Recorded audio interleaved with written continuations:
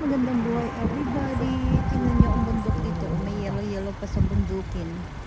Ayan, oh, ang ganda. Nag-walking ang lola. Kung saan nakarating. Mag-walking ako ulit dahil pabalik na ako kailangan sa school ni Colette. But gusto ko lang ipakita ang ganda ng bundok.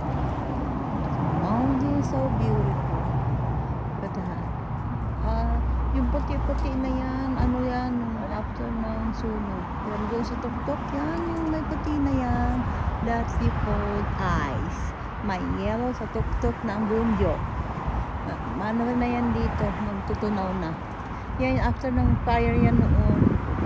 Yan, nagkaroon ng fire. Yan guys, magandang buhay everyone. Tumambay lang si Inday dito saglit para makalanghap ng sariwang hangin. Magandang buhay!